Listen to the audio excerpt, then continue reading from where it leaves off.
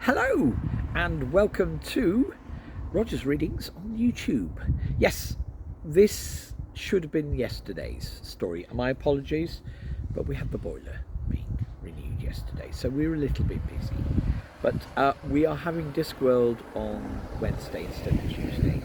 Sateri Wednesday instead of Sateri Tuesday. Now, were you here last week? Yes? Good. Okay, because I promised to put up on the page this rather fine illustration. There it is. Of course, if you are new to Roger's Readings, you'll realise that everything's backwards. I will prove to you here, because we are on the story The Last Hero, not the Ore Slough Et. Okay, we do everything in mirror here. My apologies for those of you who like your illustrations the right way round, but I can't manage. Yeah, I have to have my hand. This hand has to be there. It can't be there. It just gets too confusing for me.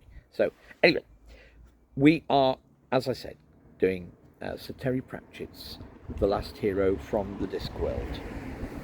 And as I said, I put this wonderful illustration of the varieties of swamp dragon, taken from the show Judge's Guide of Dragons by Lady Sybil Ramkin, available from the Cavern Club Press, Ankh-Morpork, at the princely sum of 20 Ankh-Morpork dollars.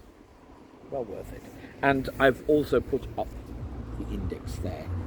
So go and have a look there, and you will find out all about the various dragons: the smooth courser, the Ramkin's optimist, the smooth nosed smut, the big nosed jolly, all sorts. Yeah, you might find it useful. Anyway, back to the story. Now, before we start, I don't mind. I need a quick slurp of tea. Oh, lovely. We are outside in our front garden. My apologies for any traffic noise, any wind noise. It's a beautiful day though, the sun's out. So sit back, relax, and enjoy. Here we go. At night, rays of light shone through the holes and gaps in the tarpaulin. Lord Veterinary wondered if Leonard was getting any sleep. It was quite possible that the man had designed some sort of contrivance to do it for him. At the moment, there were other things to concern him. The dragons were travelling in a ship of their own. It was far too dangerous to have them on board anything else. Ships were made of wood, and even when in a good mood, dragons puffed little balls of fire. When they were overexcited, they overexploded. "They will be all right, won't they?" he said, keeping well back from the cages. "If any of them are harmed, I should be in serious trouble with the Sunshine Sanctuary in Ankh-Morpork. This is not a promise I relish, I assure you. Mr. de Quirm says there is no reason why we should not all get back safely, sir." "And would you, Mr. Stibbons, trust yourself in a contrivance pushed along by dragons?" Ponder swallowed. "I'm not the stuff of heroes, sir." "And in what causes this lack? And what causes this lack in you, may I ask?" "I think it's because I've got an active imagination." Now, here below, we have some of Leonard of Quirm's notes about dragons, which I will endeavour to read for you. He has an interesting handwriting. "In the matter of flight through air, I now believe that movement of the wings is impractical as yet. No, it is in the light of the albatross and the eagle that we may see our way clear, who float so effortlessly with but the slightest tilt of a wingtip in the essence to influence the direction. The initial tilt into the air may be by means of a launch So, as I said, his handwriting is not great. From a high tower, which at other times may be used for signalling or raining of unquenchable fire upon enemies. Or from a cliff. It might also be from an inclined platform, if sufficient thrust can be given by dragons or tubes of igniferous juices. Once in the air, the great birds will rise upon the currents of warm air that are constantly ascending. The helmsman rends the sky and the land below as a harbour pilot rends the surface of the sea. He will steal from the sky the means of ascension. Indeed, it is clear to me that the highest cliff of all is at the edge of the world. Once the great bird leaps from there with such acceleration as may be, it may alight in places on the far side of the world, when nation shall be so readily reach nation.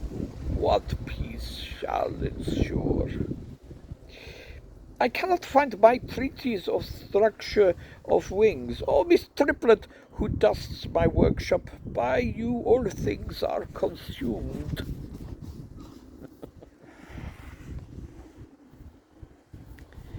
This seemed a good explanation, Lord Vettering mused as he walked away. The difference was that while other people imagined in terms of thoughts and pictures, Leonard imagined in terms of shape and space. His daydream came with a cutting list and assembling instructions. Lord Veterinary found himself hoping more and more for the success of his other plan. When all else fails, pray. All right now, lads, settle down, settle down. Hunon Ridcully, chief priest of blind Io, looked down at the multitude of priests and priestesses that filled the huge temple of small gods. He shared many of the characteristics of his brother Mustrum. This is Hunon Ridcully. Beautiful painting. There you are. Let me get the artist's name correct.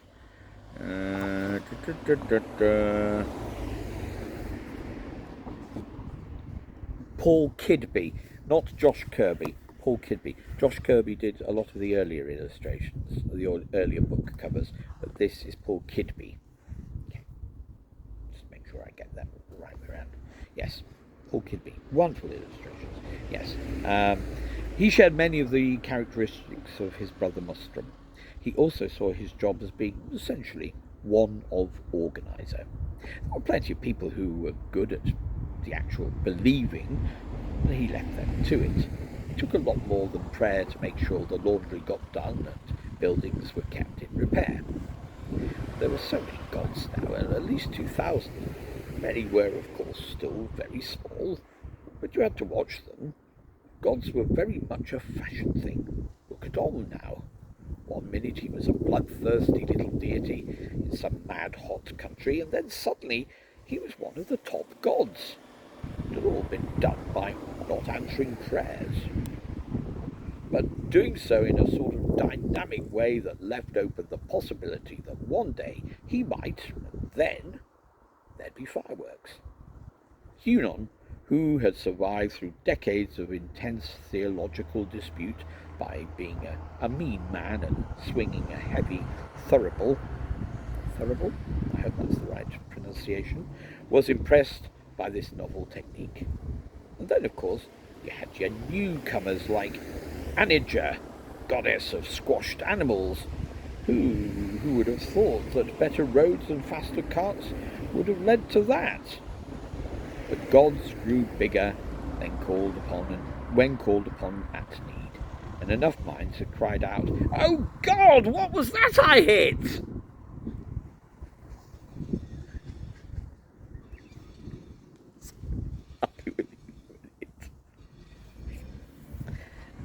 Yeah, okay. "Brethren," he shouted, getting tired of waiting, "and sistren." The hubbub died away. A few flakes of dry, crumbling paint drifted down from the ceiling. "Thank you," said Ridcully. "Now, can you please listen? My colleagues and I," and here he indicated the senior clergy behind him, "have, I assure you, been working for some time at this idea, and there is no doubt that it is theologically sound. Can we please get on?" He could still sense the annoyance amongst the priesthood. All leaders didn't like being led. "If we don't try this," he tried, "the godless wizards may succeed with their plan. A fine lot of muggins as we will look." "It is all very well, but the form of things is important," snapped a priest. "We can't all pray at once. You know the gods don't like you. I'm going to have to look this word up. Ecumenicalism.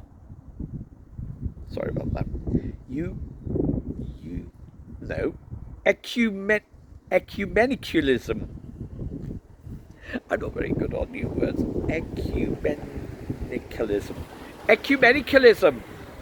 Especially when I'm trying to do a Welsh accent. "And what form of words will we use, pray?" "I would have felt that a short, non-controversial..." Hunon Ridcully paused. In front of him were priests forbidden by holy edict from eating broccoli, priests who required unmarried girls to cover their ears lest they inflame the passions of other men, and priests who worshipped a small shortbread and raisin biscuit.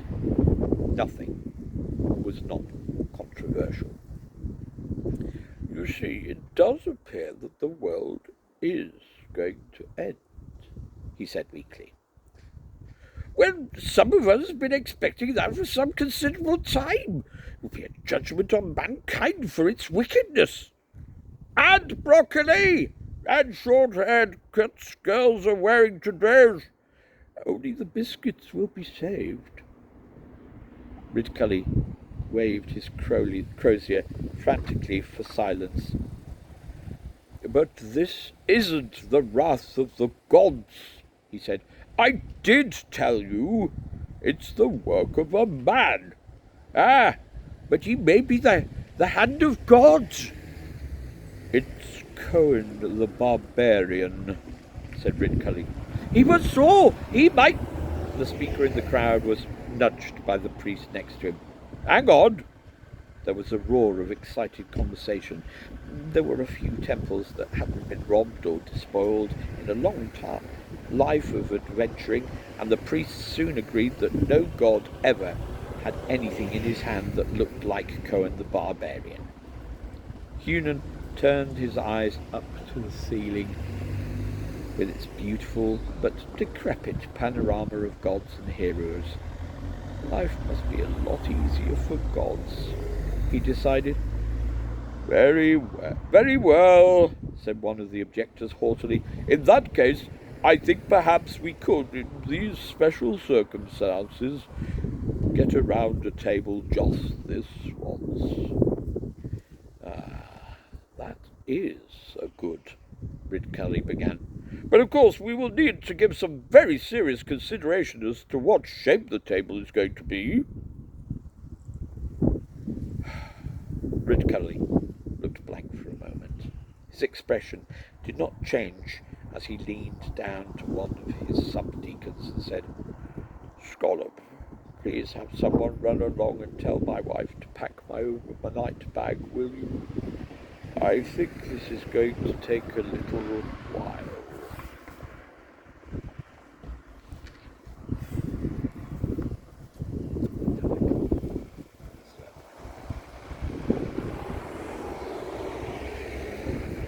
The central spire of the Corrie Celestine seemed to get no closer day by day. "Are you sure Cohen's all right in your head?" said Evil Harry, as he helped Boy Willie manoeuvre Hamish's wheelchair over the ice. Yeah, you trying to spread discontent amongst the troops, Harry? Well, I did warn you. Will, I am a Dark Lord. I'm gonna keep in practice, and we're following a leader who keeps forgetting where he put his false teeth. What? Said Mad Hamish. I'm just saying that blowing up the gods could cause trouble, said Evil Harry. It's a bit disrespectful. You mustn't You must have defied a few temples in your time, Harry. Well, I ran 'em. Well, I ran 'em. I was a mad demon lord for a while, you know. I had a temple of terror. Yeah, on your allotment, said Boy Willie, grinning. That's right, rub it in, said Harry sulkily. Just because I was never in the big league, just because... No, Harry, you know we don't like that. We don't think like that. We respect you. You knew the code. You kept the faith. Well, Cohen just reckons the gods have got it coming to them. Now, me, I'm worried because there's some tough ground ahead. Evil Harry peered along the narrow canyon. There's some kind of magic path leads up the mountain, Willie went on, but there's a mass of caves before you get there. The impassable caves of dread, said Evil Harry. Willie looked impressed. Heard of them, have you? According to some old legend, they're guarded by a legion of fearsome monsters and some devilishly devious devices, and no one has ever passed through. Oh, yeah, perilous crevices too. Next we'll have to swim through the underwater caverns guarded by giant man-eating fish that no man has ever yet passed. And then there's some insane monks and a door you can pass only by solving some ancient riddle. The usual sort of stuff. Sounds like a big job, Evil Harry ventured. Well, we know the answer to the riddle, said Boy Willie. It's teeth. How did you find that out? Didn't have to. It's always teeth in poxy old riddles. Boy Willie grunted as they heaved the wheelchair through a particularly damp drift. But the biggest problem is going to be getting this damn thing through all that without Hamish waking up and making trouble. Talking of teeth, we found Cohen's.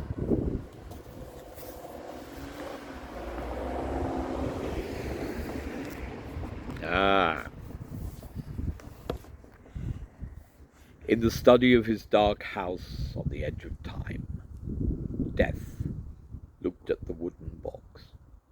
Perhaps I should try one more time, he said. He reached down and lifted up a small kitten, patted it on the head, lowered it gently into the box, and closed the lid.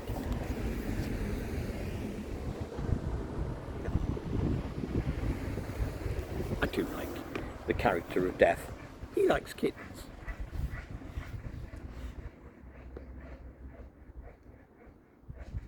The cat dies when the air runs out.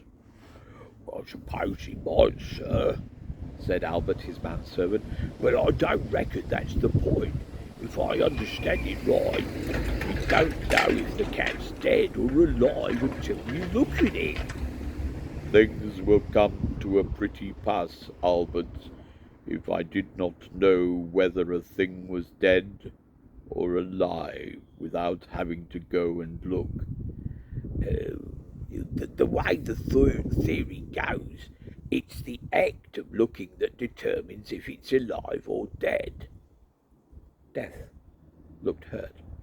Are you suggesting I will kill the cat just by looking at it? It's not quite like that, sir. I mean, it's not as if I make faces or anything. To be honest with you, sir, I don't think even the wizards understand the uncertainty business, said Albert. We didn't trap with that class of stuff in my day. If you weren't certain, you were dead. Death nodded. It was getting hard to keep up with times. Take parallel dimensions, parasites dimensions. Now he understood them. He lived in one. They were simple universes that weren't quite complete in themselves and could only exist by clinging on to a host universe, like remora fish. But parallel dimensions meant that anything you didn't do somewhere else. This presented exquisite problems to a being who was, by nature, definite. It was like playing poker against an infinite number of opponents. He opened the book and took out the kitten. It stared at him with the normal mad amazement of kittens everywhere. I don't hold with cruelty to cats, said Death, putting him gently on the floor. I think the old cat in the box idea is one of them metaphors, said Albert. Ah, a lie. Death snapped his fingers. Death's study did not occupy space in the normal sense of the word. The walls and the ceilings were there for decoration rather than any kind of dimensional limit. Now they faded away, and a giant hourglass filled the air. Its dimensions could be difficult to calculate, but they could be measured in miles.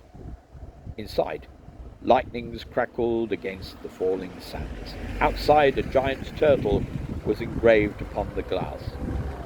I think we shall have to clear the decks for this one, said Death. That's rather nice. Nice picture of the kitten playing with the death of Rats's tail. Nice kitten. I like it. Another slurp, I think.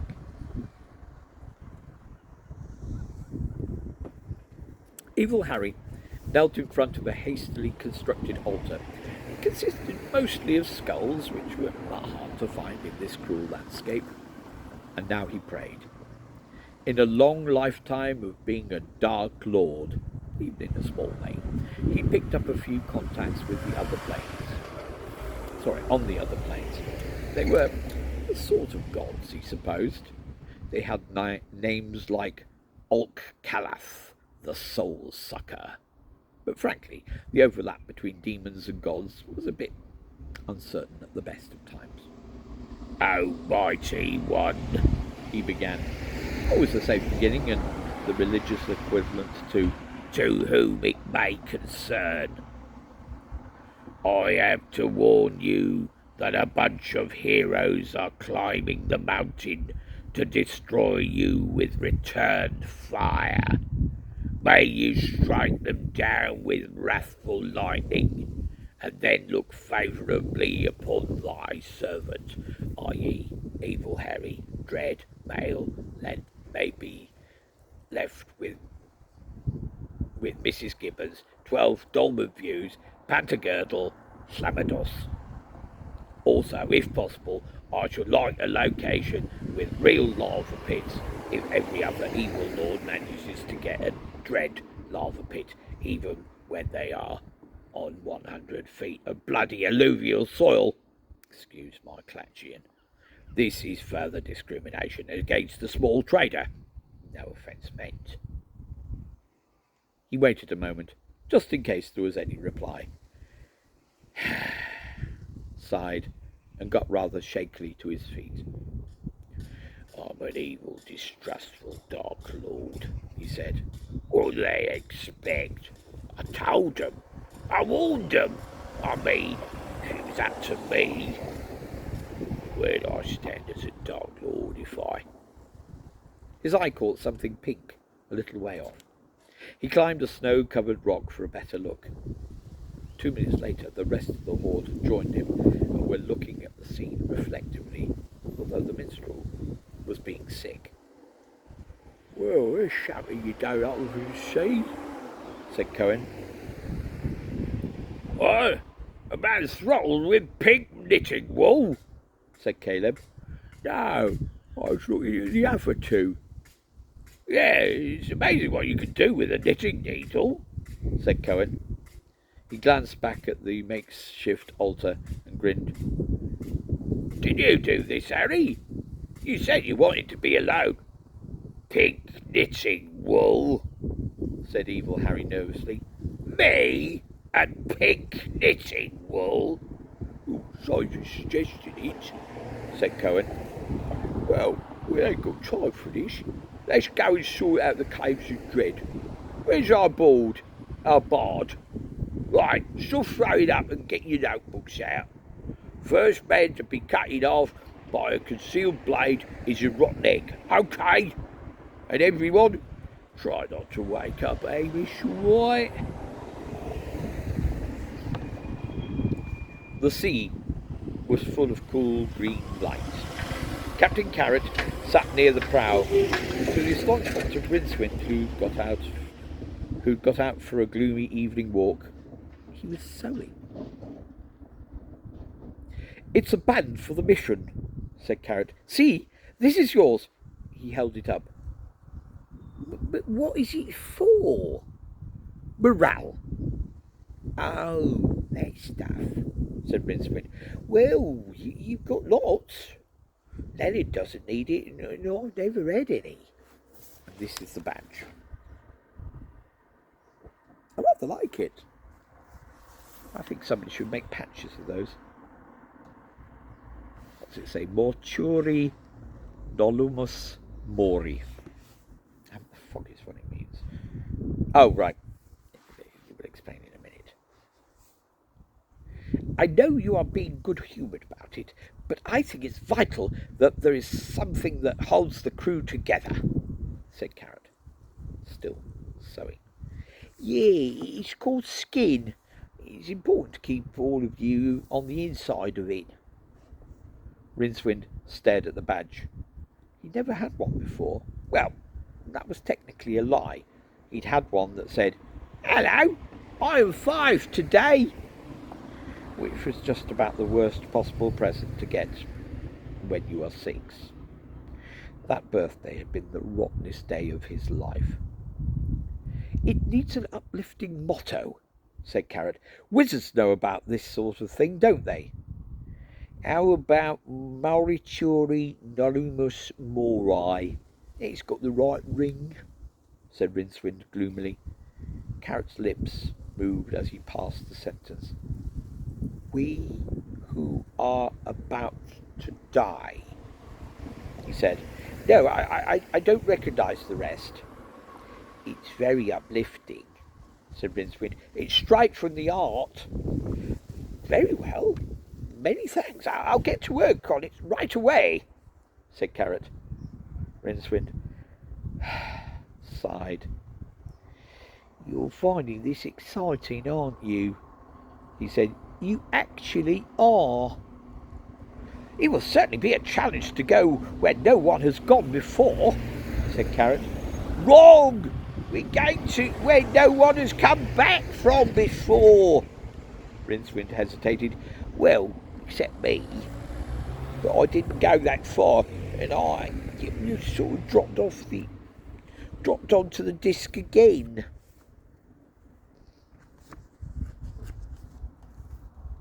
Yes, they told me about it. What did you see? My whole life passing in front of my eyes. Perhaps we shall see something more interesting. Rincewind glared at Carrot, bent once again over his sewing. Everything about the man was neat, in a workmanlike sort of way. He looked like someone who washed thoroughly. He also looked to Rincewind to be a complete idiot with gristle between his ears. But complete idiots didn't make comments like that. I'm taking an iconograph with lots of paint for the imp.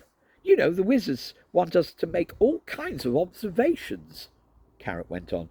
They say it's a once-in-a-lifetime opportunity. You're not making any friends here, you know, said Rincewind. Have you any idea what it is that the Silver Horde want?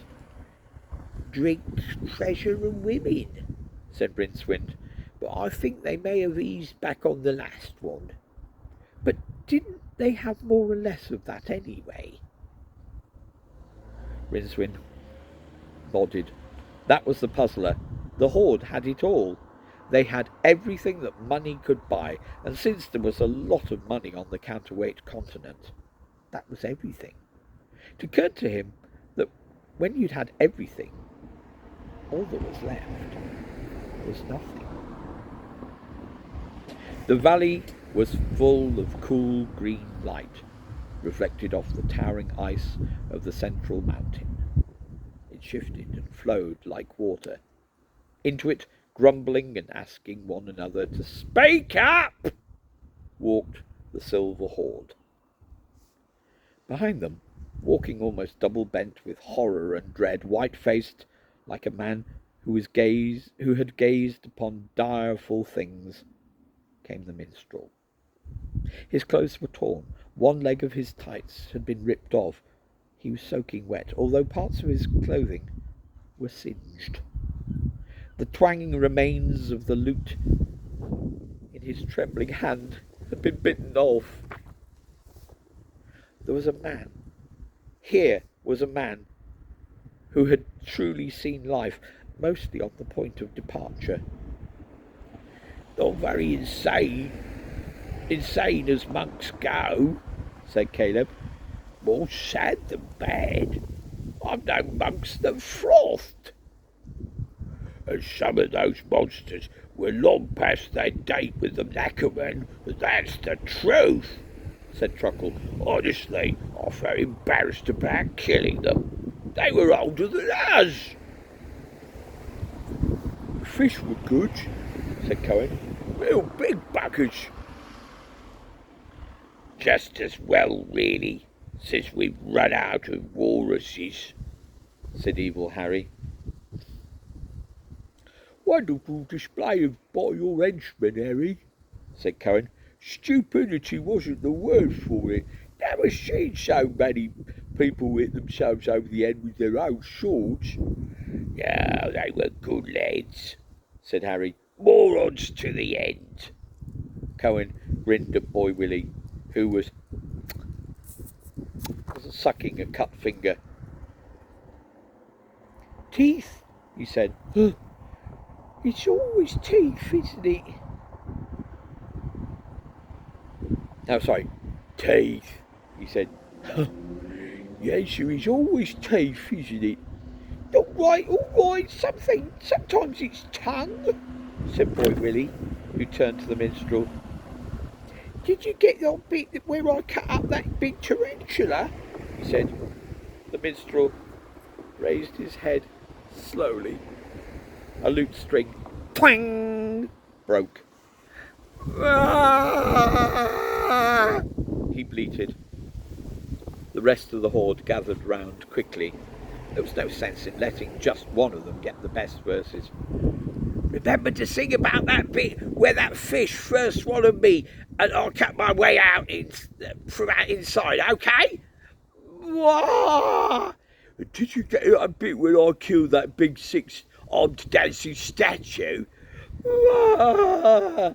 What are you talking about? It was me that killed that statue.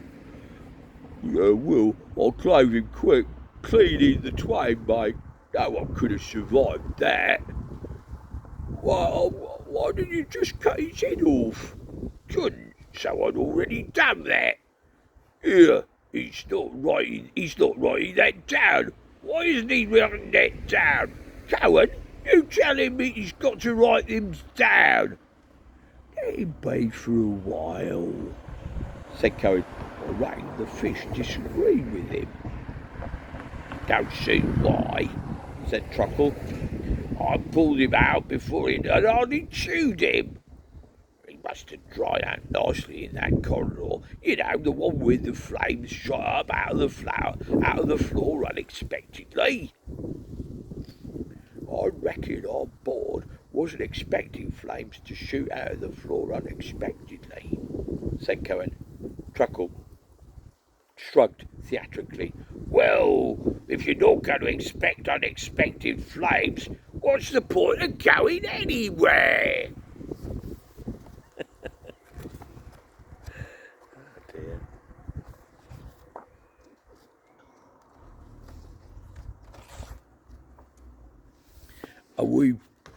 We've been in some strife with those gate demons from the netherworld if Mad Hamish hadn't woken up, Cohen went on. Hamish, stern in his wheelchair under a pile of large fish fillets, inexpertly wrapped in saffron robes. What? I said you were grouchy, what with you missing your nap, Cohen shouted. Ah, right. Big Willie rubbed his thigh. I've got to admit, it was one of those monsters nearly got me, he said. I'm going to have to give this up. Cohen turned around quickly. And I like old Vincent, he said. Well, not. Well, hang on. Where would we have been if we weren't there to give him a proper funeral, eh? A great big bonfire, that's the funeral of an hero. And everyone else said it was a waste of a good boat. So stop talking like that and follow me!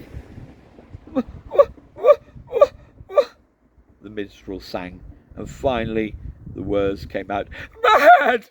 Mad! Mad! You'll all stop screaming mad! Caleb patted him gently on the shoulder as they turned to follow their leader. We prefer the word berserk, lad, he said. Here is a picture of Caleb the Ripper.